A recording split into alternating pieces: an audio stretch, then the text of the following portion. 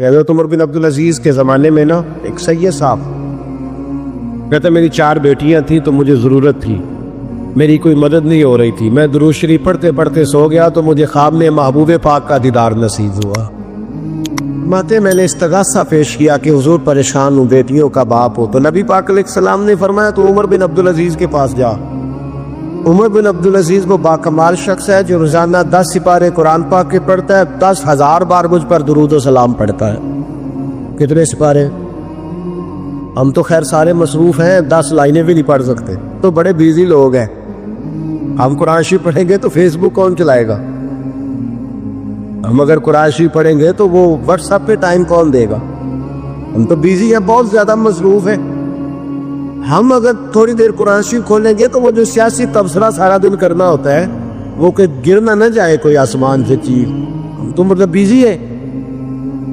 بادشاہ وقت کے بادشاہ 10,000 مرتبہ درود و سلام، اللہ اکبر۔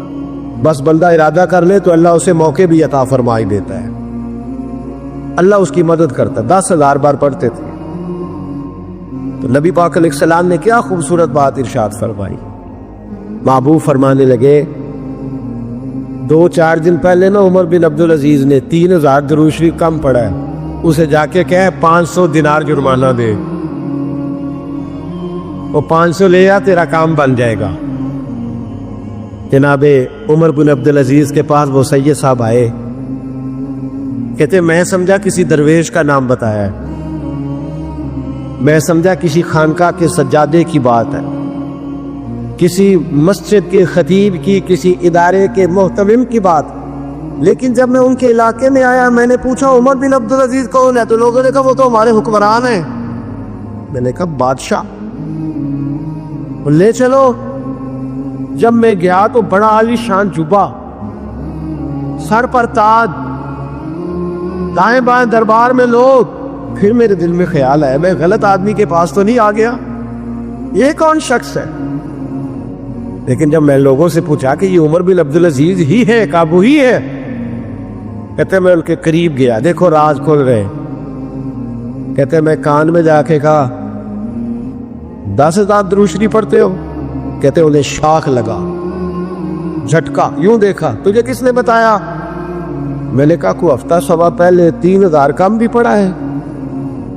کہتے منہ تو چتھرنے لگے، فٹافٹ میرا بازو تھاما، کھولنے میں لے تھے، کہنے لگے یہ تو میری بیوی کو بھی نہیں پتا کہ میں پڑھتا ہوں، یہ تو میرے خاص خادم کو بھی نہیں پتا، یہ تو میرا اور خدا کا، میرا اور مصطفیٰ کا راز ہے،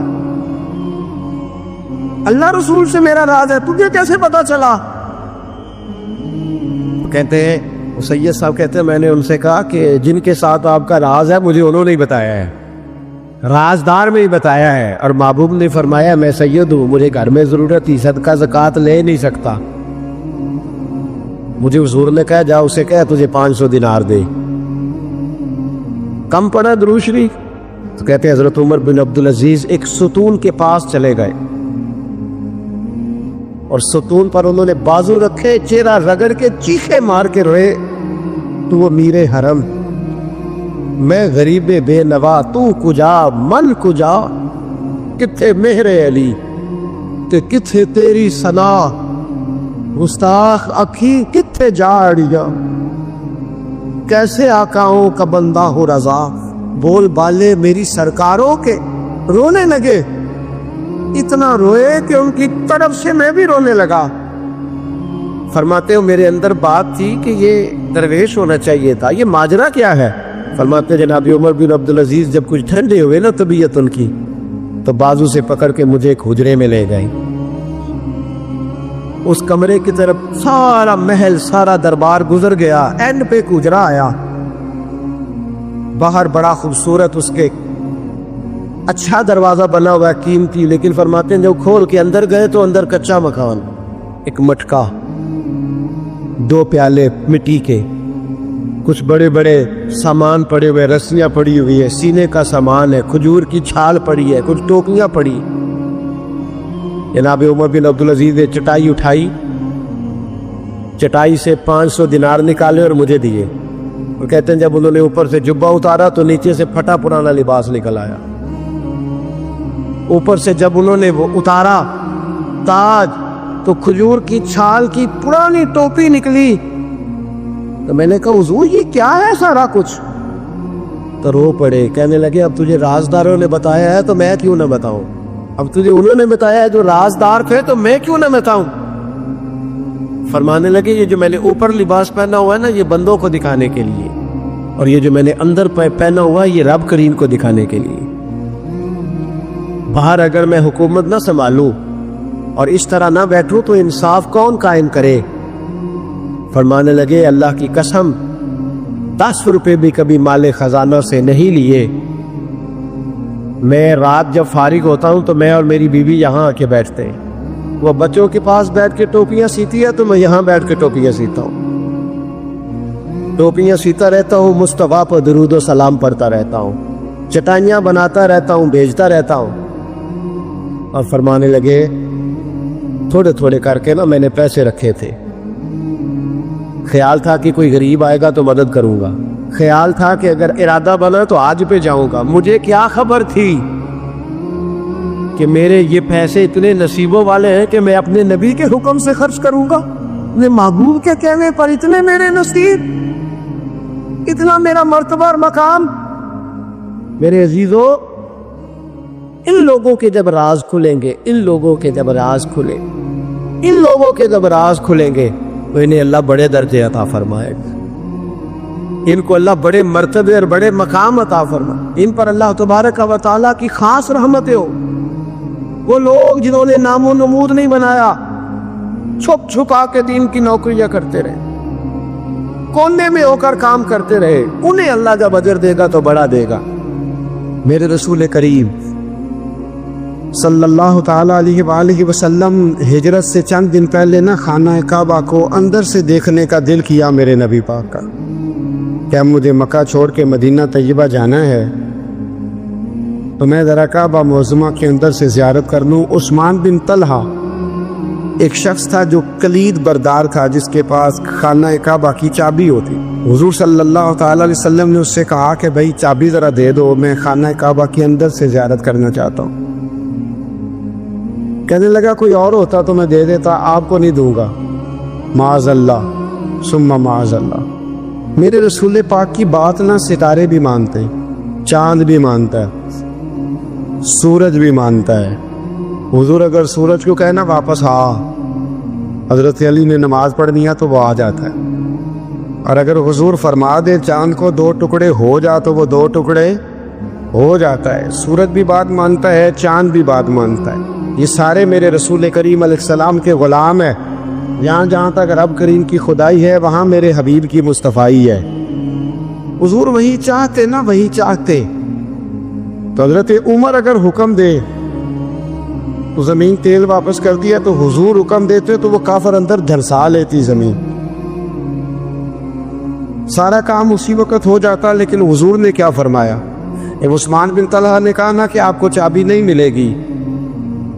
اللہ کے رسول نے فرمایا عثمان ایک وقت آئے گا جب یہ چابی تجھ سے میں لوں گا, اور جس کو میرا دل کرے گا میں اسے دوں گا. ایک وقت آئے گا کہ یہ میں تجھ سے لوں گا, اور پھر جس کو میرا دل چاہے گا میں اس کو وہ چابی دوں گا. میرے نبی کریم رؤوف رحیم سید عالم صلی اللہ علیہ وسلم نے وقت دیا. کتنا وقت لگا؟ 2 دن, 4 دن, 5 دن, 10 سال لگ گئے. حضور نے مکہ کو فتح کیا, حضور تشریف لائے. وہی چابی عثمان بن طلحہ کے پاس تھی. محبوب کریم نے بت توڑنے تھے, کعبہ کو ان سے پاک کرنا تھا. فرمایا لاؤ نا چابی کدھر ہے؟ عثمان کہتے ہیں حضور نے تو بات نہیں جتلائی, پر مجھے وہ لفظ یاد ہے کہ عثمان ایک وقت آئے گا. ایک سمجھیے گا بات کو, ایک وقت آئے گا جب چابی میں لوں گا, اور پھر جس کو میرا دل کرے گا میں اسے. پھر وقت آ گیا, پھر حضور نے چابی لے لی. پھر نبی پاک نے بت توڑے, پر قربان جاؤں مدینے والے محبوب کے طریقے پر. فدا ہو جائیں حضور علیہ الصلوۃ والسلام کے کمال درگزر پر. جب حضور فارغ ہوئے نا بیت اللہ کو صاف کر کے، تو فرمایا کدھر ہے امیر عثمان بن طلحہ؟ وہ آئے تو حضور فرمانے لگے یہ چابی پہلے تیری خاندانی وراثت تھی، پھر میں نے اپنے وعدے کے مطابق لے لی، اب میں تمہیں واپس کر رہا ہوں، اب یہ چابی میں تمہیں واپس کر رہا ہوں، میں یہ چابی میں تمہیں دے رہا ہوں، لہذا اب تیری نسل سے بھی قیامت تک کوئی نہیں لے گا، میں تمہیں یہ چابی دے رہا ہوں۔ تو بھئی وقت کا انتظار کریں۔ اور عثمان بن طلحہ کہتے ہیں میں نے حضور کا یہ کمال کرم دیکھا تو میں کلمہ ہی پڑھ گیا، میں مسلمان ہی ہو۔ وقت کو دیکھیں، وقت کا انتظار کریں، آنے والا ٹائم دیکھیں۔ ہم نا ٹائم نہیں دیتے، ہمیں جلدی بڑی ہے، کاروبار ٹھیک ہو جائے تو شام کو ہو جائے، بچہ تندرست ہو جائے تو پھر شام کو ہو جائے، مخالفین ٹھیک ہو جائیں تو شام کو ہو جائیں۔ ہمارے سارے کام شام سے پہلے بلکہ جو ولی بننا چاہتا ہے وہ بھی کہتا ہے 1.25 گھنٹے میں بنا دو، لیٹ نہ کرو۔ کیونکہ بہت سارے تو کہتے ہیں ایک نظر کریں، میں نے کہا آپ کوئی عمل بھی کرے نا، آپ تھوڑی محنت بھی کرے نا، کہتے ایک نظر کریں۔ ہمارے درویش کہا کرتے تھے کہ آج کل مرید کہتے ہیں نہ نماز پڑھاؤ، نہ روزہ رکھاؤ، نہ وظیفہ کراؤ، نہ کوئی اور کام کراؤ، سانو ایویں ہی بخشاؤ۔ تو بھئی اللہ نے خود 5 نمازیں فرض کی، رمضان کے روزے فرض کیے، زکوٰۃ فرض۔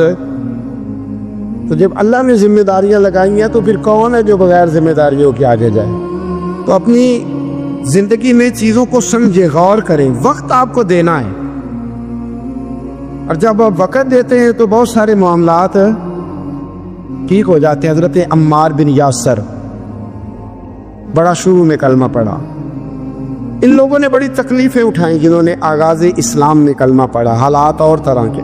حضرت عمار بن یاسر رضی اللہ تعالیٰ عنہ فرماتے ہیں کہ بڑی تکلیف دیتے۔ حضرت عمار بن یاسر رضی اللہ تعالیٰ عنہ کی جو والدہ ہیں وہ اسلام کی پہلی شہیدہ ہے، حضرت سمیہ ان کا نام تھا، اسلام کی پہلی شہیدہ۔ ان کے زیر ناف ابو جہل نے نیزہ مار کے انہیں شہید کر دیا۔ حضرت عمار بن یاسر رضی اللہ تعالیٰ عنہ فرماتے کہ میرے والد کو اتنی تکلیفیں دی گئیں کہ وہ ان اذیتوں کی وجہ سے دنیا سے پردہ کر گئے۔ حضرت عمار بن یاسر کو خود کافر اتنا مارتے تھے کہ وہ اپنی حواس کھو بیٹھتے تھے، اور ایسی باتیں کرتے تھے کہ سمجھ نہیں آتی تھی کہ یہ عمار بن یاسر بول رہے۔ اتنی سخت اذیت دیتے، اتنی سخت۔ دکھ قبول محمد بخشا، راضی رہن پیارے، دکھ قبول محمد بخشا، بس راضی رہن۔ اتنی تکلیف دیتے کہ حضرت عمار بن یاسر حواس کھو بیٹھتے، تکلیف میں آتے، بڑا سہا، بڑا برداشت کیا۔ ایک دن میرے رسول پاک تشریف لائے اور حضور نے کہا او آل یاسر میں تمہیں مبارک دینے آیا ہوں، رب کریم نے تمہارے لیے جنت میں مکان بنا دیے ہیں، حضور نے تمہارے لیے، اللہ نے تمہارے لیے جنت میں مکانات، تمہیں مبارک ہو، تمہاری اذیتیں، تمہاری تکلیفیں، تمہارے درد، تمہاری راتیں کام آ گئیں، مالک نے تمہارے لیے مکانات بنا دیے ہیں، حالات ٹھیک کر دیے ہیں، طبیعتوں میں بہتری آ گئی ہے۔ میرے محبوب کریم رؤوف الرحیم سید عالم نور مجسم شفیع معظم آقا دو عالم صلی اللہ تعالی علیہ وسلم نے انہیں خوشخبری سنا دی۔ حضرت عمار کہتے ہیں پھر حالات بدلے، پھر میں نے جو مجھے ذلتیں دینے والے تھے میں نے انہیں گڑھوں میں گرتے دیکھا۔ آپ فرماتے ہیں ابو جہل کی لاش اٹھانے والا بھی بدر میں کوئی موجود نہ تھا، اور ابو لہب جو مجھے تکلیفیں دیتا تھا وہ مکے کے چوک میں مرا ہوا پڑا تھا، پر کوئی اس کے قریب جانے والا بھی موجود نہ تھا، کوئی نہیں تھا۔ آپ فرماتے ہیں وہ حالات بھی۔ حضرت عمار کا اپنا کیا حال ہوا؟ حضرت خالد بن ولید رضی اللہ تعالیٰ عنہ بڑے بہادر ہیں، حضور نے فرمایا یہ اللہ کی تلوار ہے، یہ اللہ کی، بڑے بہادر تھے، بڑے شیر دل تھے۔ فرماتے ہیں کبھی معذرت نہیں کرنی پڑی، کبھی جھکنا نہیں پڑا، کبھی کسی کی منت نہیں کی، اللہ نے طاقت اتنی عطا فرمائی تھی، ہمت، حوصلہ، صبر، استقامت اتنا دیا، کبھی کسی جگہ پشت نہیں لگی۔ لیکن فرماتے کسی وجہ سے نا ایک دن میرا عمار بن یاسر کے ساتھ کسی بات پہ اختلاف رائے ہو گیا، جھگڑا ہو گیا۔ توجہ ہے میری بات پر؟ حضرت عمار بن یاسر کہتے ہیں حضرت خالد بن ولید کے ساتھ، جناب خالد بن ولید کہتے ہیں میری ان کے ساتھ نا کسی بات میں اختلاف رائے ہو گیا، تو میں اب دلیر آدمی تھا، شیر آدمی تھا، کبھی جھکا نہیں تھا، کبھی کوئی معاملہ نہیں ہوا تھا، کبھی کوئی ایسی بات نہیں ہوئی تھی۔ آپ فرماتے ہیں جب رائے کا اختلاف ہو گیا نا، بات ذرا آگے بڑھ گئی تو نبی کریم صلی اللہ علیہ وسلم تک بات پہنچی، تو میرا یہ خیال تھا کہ حضور میری بھی سنیں گے، عمار بن یاسر کی بھی سنیں گے، پھر حضور کوئی فیصلہ کریں گے، پر قربان جاؤں۔ وقت بدل گیا ہے نا، اب بہت بڑے چودھری ہیں، بڑے سردار ہیں، بڑے سپہ سالار ہیں حضرت خالد بن ولید، پر وقت بدل گیا۔ حضرت خالد بن ولید کہتے ہیں جب میں نے نبی کریم کی بارگاہ میں بات عرض کی، حضور تک بات پہنچی، تو میرے مصطفیٰ نے موٹی سی بات ارشاد فرمائی۔ رسول کریم فرمانے لگے بھئی بات مختصر سی ہے، جس نے عمار کو راضی کر لیا اس نے مجھے راضی کر لیا، اور جس نے اسے ناراض کیا اس نے مجھے ناراض کیا۔ فرماتے ہیں بس میری قیمت پڑ گئی، میرا قد اونچا ہو گیا۔ حضرت خالد بن ولید کہتے ہیں میں نے بھی کہا اب بات کیا کرنی ہے، اب تو گزارش ہی کرنی ہے، اب مدعا کیا سنانا ہے، اب تو بات کرنی ہے۔ فرماتے میں آگے بڑھا، اور جیسے بھی ہوا میں نے حضرت عمار بن یاسر کو راضی کیا۔ حضرت عمار کہتے ہیں ایک وقت وہ تھا اور ایک وقت یہ ہے، جب دونوں وقتوں کو دیکھتا ہوں تو کہتا ہوں الحمدللہ رب العالمین، یہ ساری تعریفیں اس رب کے لیے ہیں جو تمام جہانوں کو پالنے والا۔ وقت دے معاملات کو، ٹائم دے۔ آپ دیکھیں اللہ تبارک و تعالیٰ بڑا قریب ہے، وقت کے ساتھ جب چیزیں تبدیل ہوتی ہیں اپنے ٹائم کے۔ حضرت بلال حبشی رضی اللہ تعالیٰ، بڑا مشکل نہیں، اکیلا آدمی، غریب آدمی، مکے کے سارے سرداروں کے قابو آ گیا۔ حضرت حسان کہتے ہیں میں نے خود اپنی آنکھوں سے دیکھا حضرت بلال کے گلے میں رسی ڈال کے بچے کھینچا کرتے تھے۔ یار خاصا مشکل کام نہیں، امیہ بن خلف ڈنڈوں سے مارتا ہے، آپ کے ہاتھ اور پیر چارپائی کے نیچے رکھ کے تو اوپر بیٹھے رہتے بڑی بڑی دیر، بڑی تکلیف نہیں، بڑی اذیت نہیں۔ لیکن حضرت بلال حبشی فرماتے ہیں پھر میں نے وہ سارے دکھ مٹتے دیکھے، وقت بیت گیا۔ وہی امیہ بن خلف ایک دن گھوڑے پہ تھا، گھوڑے اپنے کو تیار کر رہا تھا، لگام ڈال رہا تھا۔ حضور علیہ السلام گزرے تو فرمایا کیا کر رہے ہو؟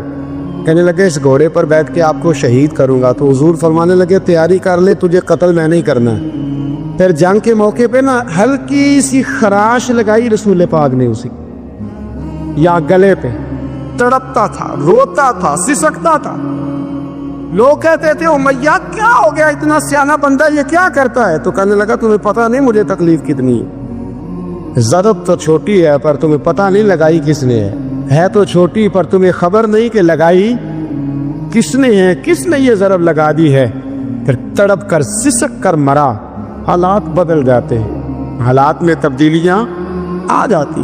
ہم وقت نہیں دینا چاہتے، ہمارے اندر جو حوصلے کی کمزوری ہوتی ہے، ہمارے اندر جو وہ ایک بہت بڑا معاملہ ہوتا ہے کہ کسی بھی طریقے سے یہ معاملہ ختم ہو، کسی بھی طریقے سے شفا ہو، جلد از جلد ہم اس بات سے نکلے، تو یہ بات ہماری درست نہیں ہے۔ ہمیں وقت دینا چاہیے۔ حضرت سیدنا عاصم بن ثابت بن قیس بخاری میں بھی موجود ہے، اور بھی بہت ساری کتب میں یہ روایت موجود ہے۔ حضرت عاصم بن ثابت بن قیس رضی اللہ تعالیٰ عنہ، آپ نے نا جنگ احد میں بڑی دلیری کے ساتھ آپ لڑے تھے۔ 2 لوگوں کا آپ نے قتل کیا تھا، مصافے اور حارث کو۔ ان کی والدہ سلافہ بنت سعد، سلافہ بنت سعد بڑی مالدار عورت تھی، بڑی تیز تھی۔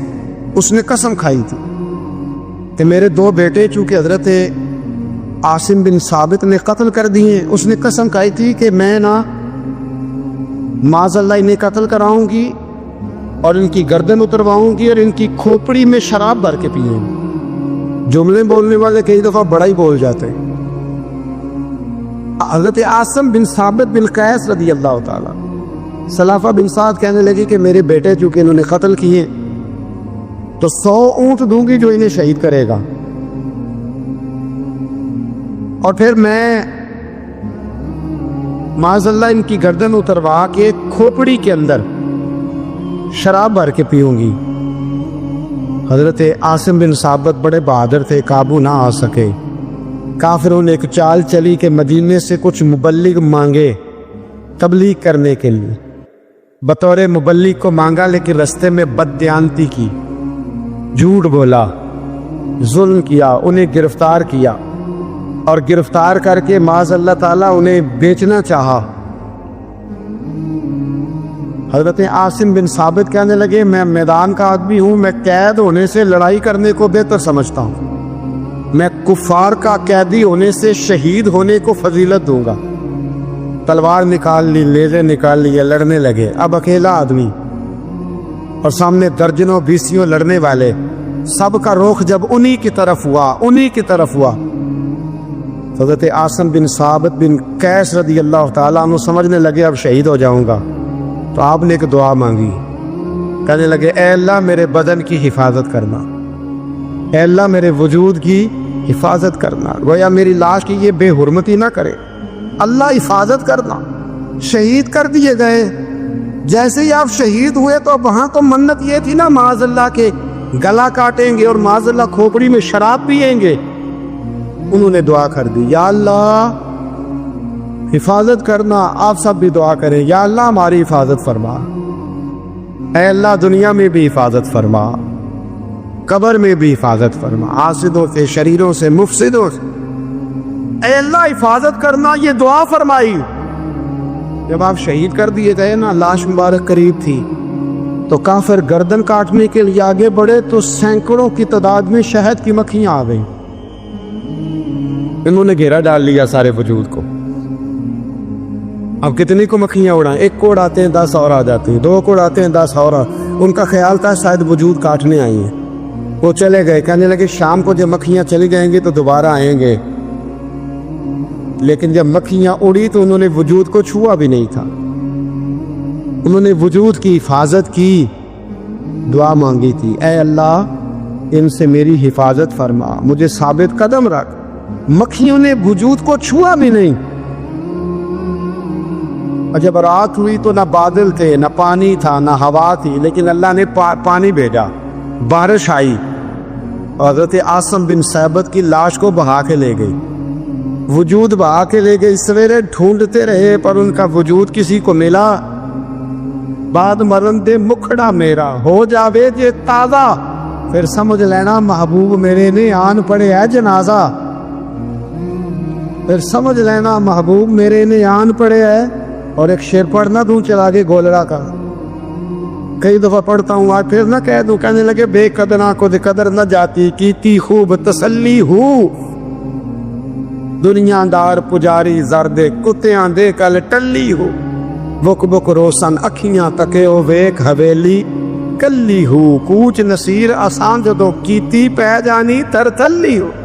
تو یاد رکھ میرے بھائی، جب آپ ثابت قدم، حضرت خباب رضی اللہ تعالی عنہ، بخاری میں ذکر ہے، کتب حدیث میں، کتب سیرت میں ذکر، حضرت خباب رضی اللہ تعالی عنہ نے اس وقت کلمہ پڑھا جب ابھی 5 لوگ کلمہ پڑھتے تھے، کل بندے السابقون الاولون۔ آپ فرماتے ہیں جس عورت کا میں غلام تھا نا، ام انمار اس کا نام تھا، وہ مجھے بڑی سخت سزائیں دیتی تھی۔ آپ لوہار کا کام کرتے تھے، سلاخیں، آپ کو پتہ ہے لوہار سلاخ رکھتا ہے پہلے آگ میں بھٹی میں، پھر وہ جب پوری طرح تپتی ہے پھر کچھ بنتا ہے، لوہار کا کام کرتے تھے۔ آپ فرماتے ہیں ام انمار میرے ساتھ یہ کرتی کہ مجھے سخت اذیت دیتی، کلمہ چھوڑنے پر مجبور کرتی۔ ایک دفعہ تو ایسے ہوا کہ اس نے کافروں کی ڈیوٹی لگائی، میں گلی سے گزر رہا تھا، مجھے نہیں پتا تھا ان کی پہلے سے تیاری، انہوں نے کوئلے جلا کے رکھے ہوئے تھے، مجھے پکڑا، میرا کرتا زبردستی اتارا، کوئلوں پہ لٹا دیا اور میرے وجود پر وزنی پتھر رکھ دیے۔ فرماتے ہیں میری چربی پگھلی تو کوئلے بجھے۔ یہ شہادت گاہ الفت میں قدم رکھنا لوگ آسان سمجھتے ہیں مسلمان ہونا، زخم پہ زخم کھا کے جی، خون نے جگر کے گھونٹ پی، آہ نہ کر لبوں کو سی، یہ عشق ہے کو دل لگی نہیں، اس میں بڑی برداشت کرنی پڑتی ہے۔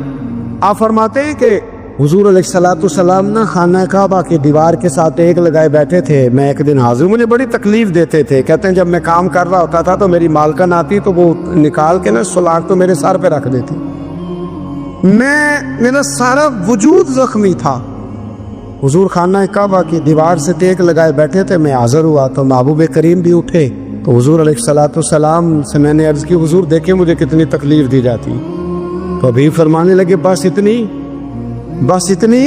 اور میں تم سے پہلے لوگوں کے سروں پر آرے رکھ کے 2 حصوں میں چیر دیا جاتا تھا، لوہے کی کنگھیوں سے ان کے وجود ادھیڑ دیے جاتے تھے، پر وہ سی نہیں کرتے تھے، اف نہیں کرتے تھے۔ میں خبردار بس اتنی۔